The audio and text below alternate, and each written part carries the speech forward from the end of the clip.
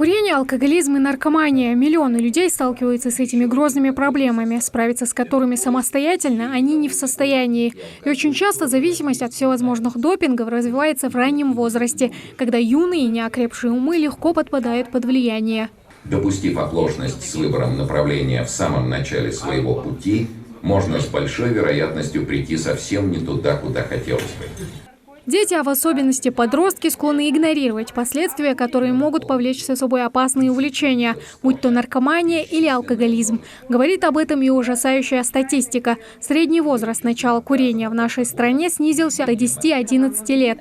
По данным ВОЗ, алкоголизм и курение уносят каждый год около 5 миллионов жизней. Это равносильно числу жертв автокатастроф. Что 60% россиян, кроме всего перечисленного, регулярно употребляют наркотики.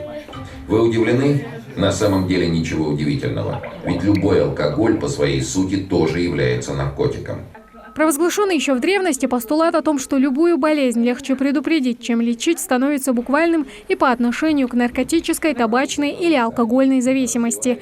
А лучшая мера в этом деле – профилактика и пропаганда здорового образа жизни. Соблюдать режим дня, хорошо учиться. Согласен с этим мнением и Шамсудин Кулбужев. Он еще только учится в 7 классе, но о важности ЗОЖ знает не хуже любого взрослого. К этому вопросу мальчик подходит осознанно. Я против употребления чего-то, даже те же самые энергетики, ведь они тоже, от них тоже можно зависимость приобрести.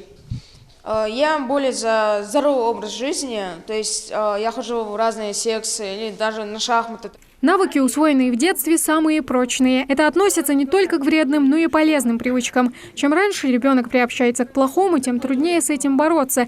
Именно поэтому очень важно отследить этот переломный момент, когда несовершеннолетние могут вступить на кривую дорожку, внушая с малолетства, что такое хорошо и что такое плохо. Алкоголь, табакокурение и наркотики приводят вред не только нам, но и окружающим, которым мы рядышком находимся в обществе. Сейчас маленьких детей многих обманывают, говорят то, что ничего последствий не будет, но теперь мы будем усвоили урок, что это вредные привычки приводят к плохим поступкам. Если ты один раз попробуешь это сигарету или же спиртное, то тебе захочется это еще и еще, потому что это привычка уже будет.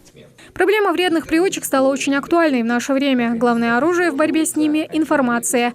Необходимо, чтобы каждый человек с самого детства знал о действии и вреде, приносимом ими организму.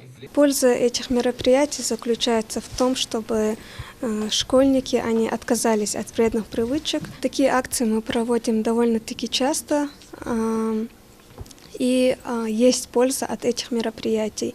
Дети задумываются о вреде алкоголя, табакокурения, о наркотиках.